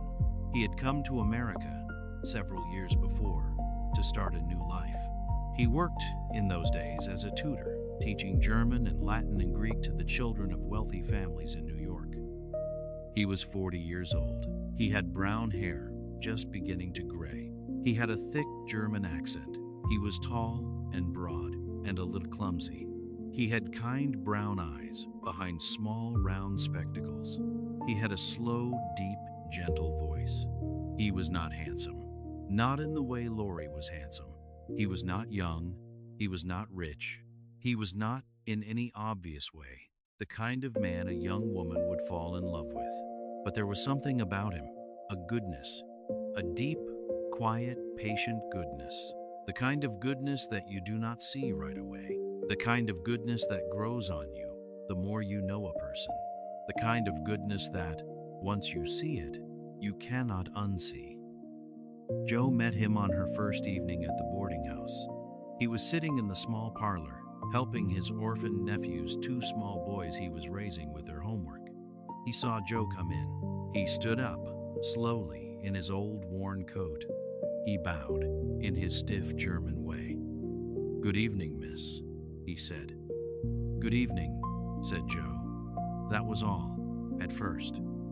But they began to talk, in the evenings, slowly, carefully, over many weeks. He spoke to her about books, about languages, about the things he was reading. He recommended books to her, and she read them, and they talked about them. He was, Jo realized, the wisest man she had ever met. Not in a showy way, not in a way that made you feel small. In a quiet way, the way Marmee was wise, the way Father was wise. The kind of wisdom that comes from having lived and suffered and loved and watched the world for a long time. She liked him. She liked him in a way that surprised her. One evening, something happened. Jo had been writing sensation stories for money. She had sold one recently to a small magazine. She had been pleased with the money. She had not, particularly, been pleased with the story. The professor saw the magazine lying on a table in the parlor. He picked it up. He read the story, Jo's story, without knowing it was hers. He did not know it was hers. So when Jo came into the parlor, he said to her, in his careful, gentle way, "Miss March, do you read these magazines? The ones with these sensation stories?" "I do sometimes," Jo said. She did not, yet, want to tell him she had written one. "They are not good for the soul. These stories," said the professor, "they are exciting, they sell well, but they teach nothing. They make the dark look glamorous. They make cruelty look interesting. The writers of these stories, they are wasting their gifts. They have talent. They could write something true, something good, but they are selling their talent for a little money. It is a sadness to me that they do this." He did not know that the writer of this particular story was sitting in front of him. Jo went very red. She did not say anything for a long moment. Then she said, quietly, "I wrote that story, Professor Baer. I am the one who wrote it." The professor looked at her. His face changed, not with anger, not with judgment, with sadness. The sadness of a person who has, by accident, hurt someone they care about. "Oh, Miss March," he said. "I am so sorry. I did not know. I did not mean—" "You meant it," Joe said, "and you were right. I knew, even as I wrote it, that it was not what I should be writing. I wrote it for the money. I am not proud of it." The professor was silent for a long moment. Then he said, in his deep, gentle voice, "Miss March, forgive me. I should not have spoken so. But if I may say this, I think you are a much better writer than that story. I think you have, inside you, a real book. Not a sensation story, a true book, about things you know, about your own life, about people you love. I think you should write that book, whatever it is. I think you owe it to yourself, to the gift you have." Joe looked at him. She had not, in her whole life, been spoken to like this. She had been encouraged by her family. She had been loved. But no one had ever, with such quiet seriousness, told her that she had a real book inside her, that she owed it to herself to write it. She said, in a small voice, "I have started something last winter. While my sister Beth while she was dying, I started writing about my sisters, about our family, but I have not been able to finish it. I have been afraid. It is too close. It hurts too much to write about her." The professor nodded. "Yes," he said. "That is the book. That is the one. The one that is too close. The one that hurts. The book that hurts to write is the book that helps, that heals, that changes lives. That book, Miss March, you must finish when you are ready. There is no hurry, but you must finish it because it is yours. It is the one you were born to write." He said it so simply. He said it so kindly. He said it as if it were obvious. Joe, in the small parlor of Mrs. Kirka's boarding house in New York City, in the soft yellow light of an oil lamp, looked at this gentle, clumsy German professor in his old worn coat, and she felt something shift inside her chest. She had not loved Lori. She had thought she did not know what love was. But she felt, in that moment, that she might be slowly, surprisingly beginning to know. Joe stayed in New York for many months. She and Professor Bear became friends. He helped her with her writing. He read her work. He told her, kindly but honestly, when something was good and when something was not. He gave her books. He taught her German on long winter afternoons. He was not, in any way, romantic with her. He was always proper, always respectful, always perhaps a little too cautious. He was, Joe realized later, in love with her. He had been, almost from the first, but he thought he was too old for her. He thought he was too poor. He thought he had nothing to offer a young, bright American girl with so much life ahead of her, so he did not speak. He just loved her, quietly, from across the parlor, while she wrote at her small desk, and he helped his two nephews with their Latin verbs. He loved her in the way some people love, not with grand declarations, but with small, steady, daily kindnesses. He mended her broken pen. He brought her warm shawls when the parlor was cold.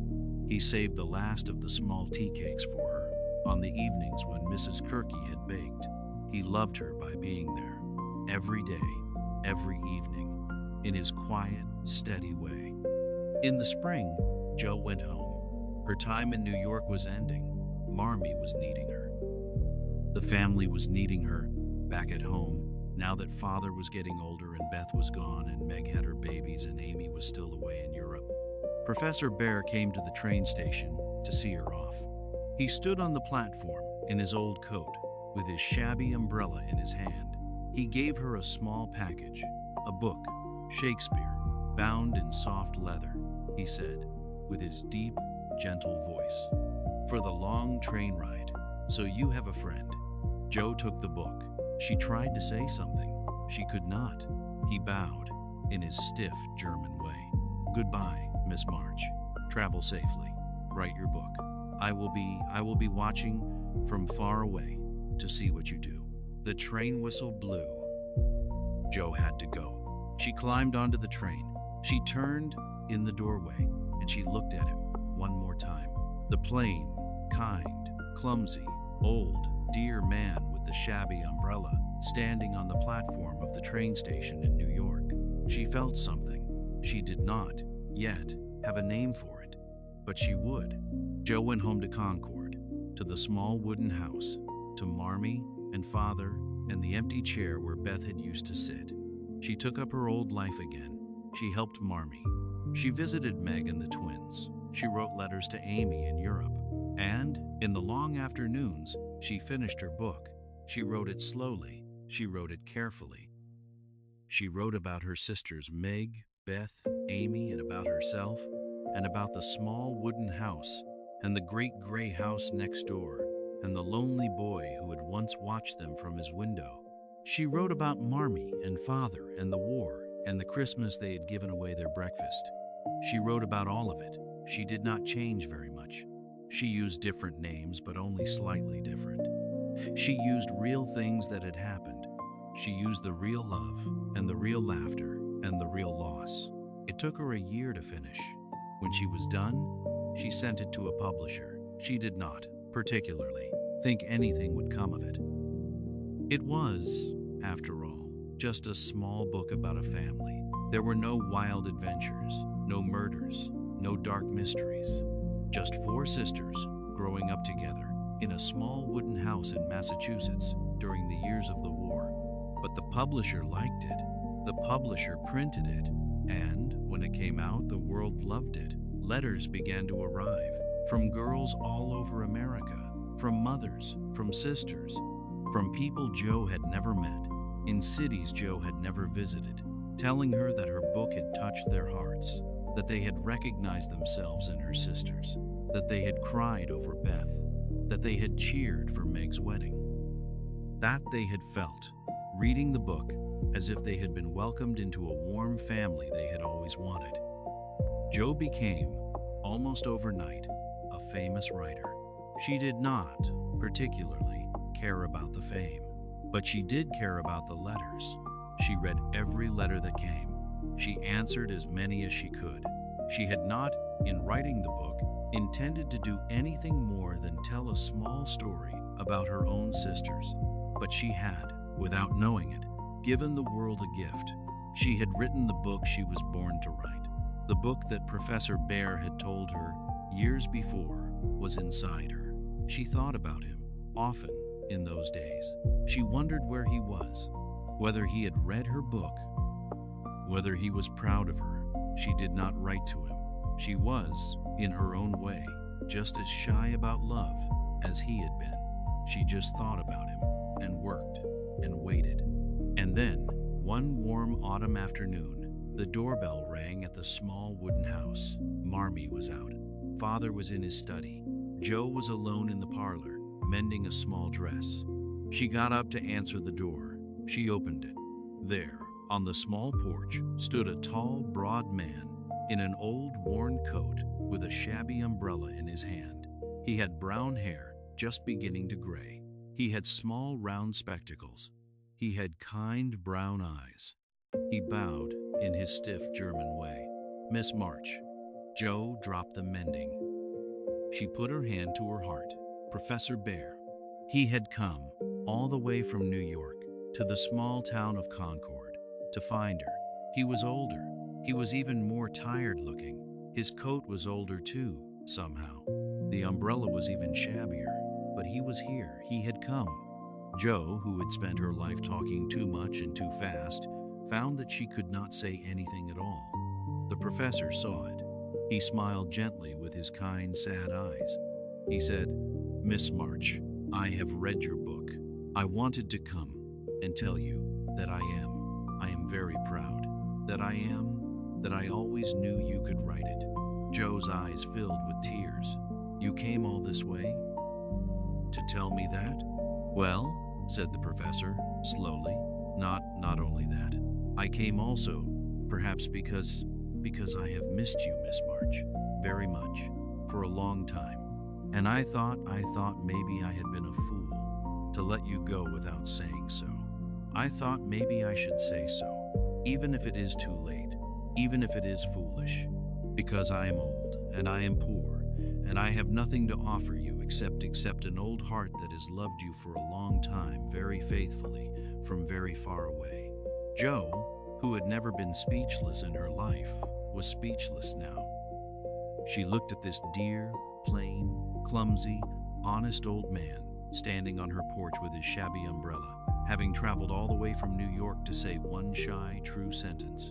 She felt not the wild excitement she had once expected to feel when love came. She felt something better. She felt warm. She felt safe. She felt seen. She felt that, after a lifetime of being told she was too wild, too rough, too loud, too odd, too much, she had finally been seen by someone who saw all of it and did not want her to change. She held out her hand to him. "Professor Bear," she said, "come in. Please, come in. You are wet from the rain. Come in. By the fire." The professor smiled. The old, slow smile.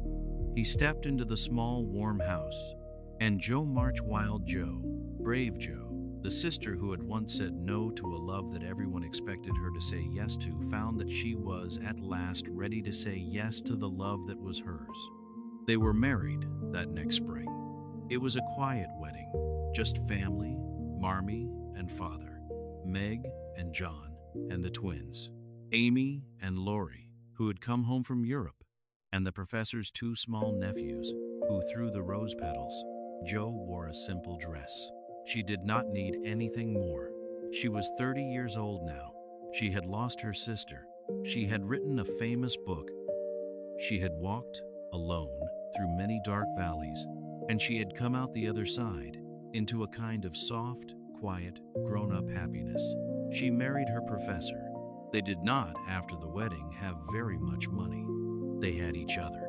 They had the professor's two nephews. They had Jo's small income from the book. But they had an idea, a wonderful idea. Old Aunt March, the rich aunt who had been so angry when Meg married John, had recently died.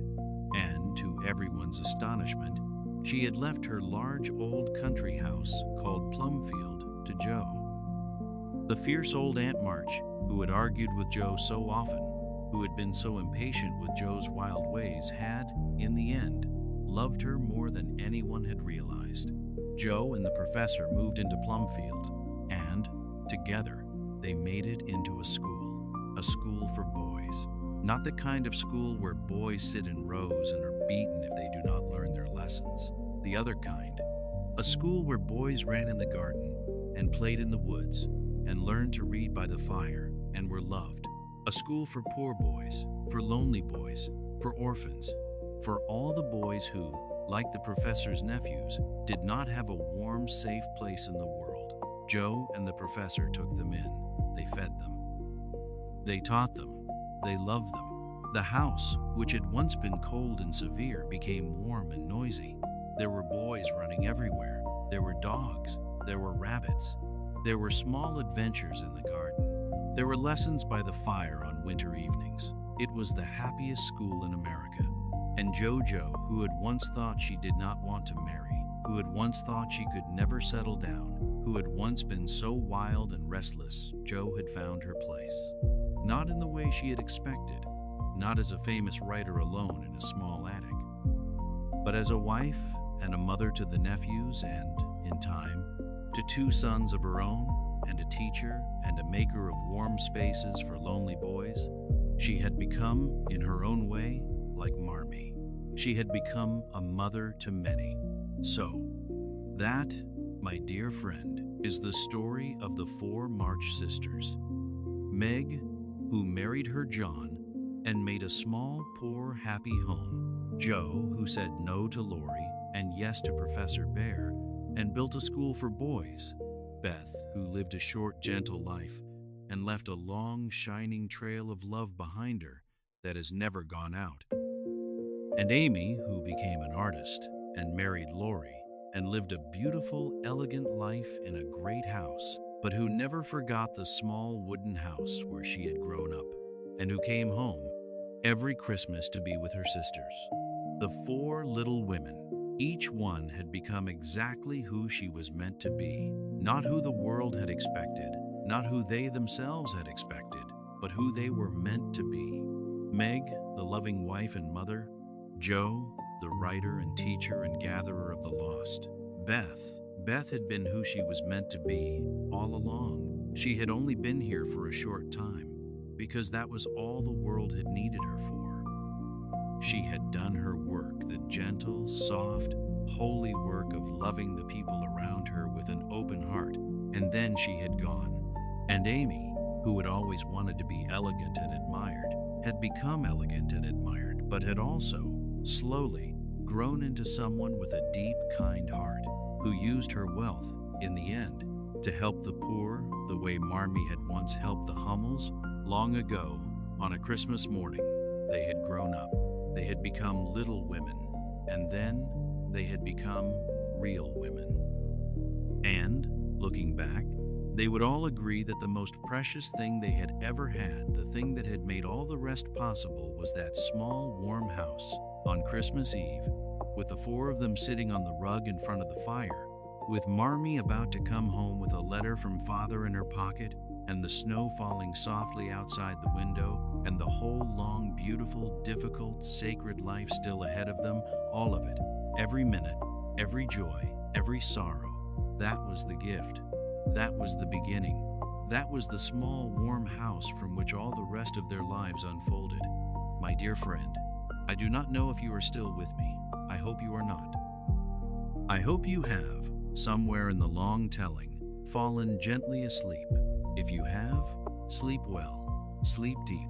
I am glad to have walked you all the way into your dreams. If you are still awake, well, then you have heard the whole story, and I hope it has been a comfort to you. I want to tell you before I go what I think this story is about. I think it is about family, about how the people we live with when we are young, the sisters, the brothers, the mothers, the fathers, are the great gift of our lives. They are the people who see us when we are at our worst and love us anyway.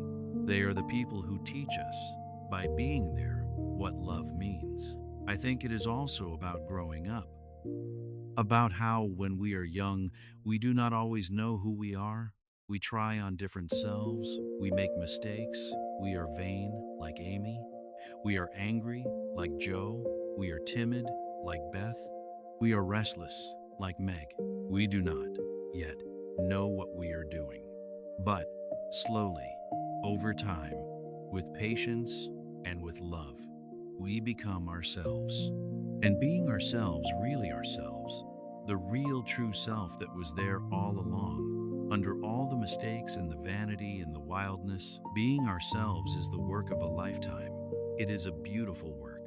It is the most important work we will ever do. I think this story is also about saying yes and saying no. Joe said no to Lori, and Joe said yes to Professor Bear. She said no to the love that was not quite right, and she said yes to the love that was true. I hope, my friend, that wherever you are in your own life, whatever loves you are saying no to, whatever loves you are saying yes to, I hope you know that you have permission. You have permission to say no to the things that are not yours. You have permission to wait for the things that are. And finally, I think this story is about loss, about Beth, about how the people we love most do not always stay with us as long as we want them to, about how grief is the price we pay for love, about how when someone we love is gone, the world keeps going on in its strange, beautiful, indifferent way, and we have to find a way to keep going on with it. And about how love does not end. Beth is gone in the story, but Beth is still everywhere in the story. She is in the small piano. She is in the white flowers on the grave. She is in the soft kindness that her sisters carried the rest of their lives because they had been her sisters. She is in this telling. She is in your room tonight if you have listened to the story. The people we love do not leave us, my friend. They become part of us. They become the small kindnesses we give to strangers because they showed us how. They become the warm, small house in our memory that we can always return to. They become the candle in our window, burning all night, on the cold nights when we need a soft light to come home to. So, that is the story of Little Women. I am so very glad to have told it to you tonight. I hope on a future night you will let me tell you another one. There are so many beautiful stories in the world, so many quiet houses where four sisters are sitting in front of a fire, so many lonely boys in the window next door, so many marmies writing small notes to their daughters about beginning again. The world is full of stories. I will be here for as many of them as you need. Before you sleep, my friend, or before you turn off the screen, if you are still awake, please, gently, tap the little red button at the bottom of your screen, the subscribe button. Just one tap, soft as the snow falling on Christmas Eve outside the small, warm house. That is how I find you again. That is how the next story comes to your door. And tap the small heart, too. The like button, just a small kindness. Just a small way of saying, I am here. I am still listening. Thank you. It is the smallest thing, but it matters to me more than I can say. Now, it is time to sleep. Close your eyes. If they are not already closed, let your hands rest. Let your shoulders soften. Let your breath slow. Imagine, if you like, that you are walking up a small snowy path to a small wooden house on Christmas Eve more than 150 years ago. There is a soft yellow light in the windows. There is smoke coming from the chimney. You can hear, very faintly, the sound of laughter inside. You can hear, even more faintly, the sound of a piano. Beth is playing one of her old soft songs. Marmee is in the kitchen. Meg is mending. Amy is drawing. Jo is sprawled on the rug by the fire, with her wild brown hair tumbling over her shoulders. The door is open for you. Walk in. The fire is warm. The room is full of love. The four sisters look up and they smile at you. You are part of the family tonight. You are home. You are loved. You are safe. Good night, my dear friend. Good night, brave heart. Good night, gentle traveler. May your dreams be soft. May your sleep be deep. May you wake in the morning to a kinder world than you went to sleep in. The small wooden house is always there. The four sisters are always waiting for you. The candle is always burning in the window, always. Good night, good night, good night. Sleep well, my dear friend. Sleep well.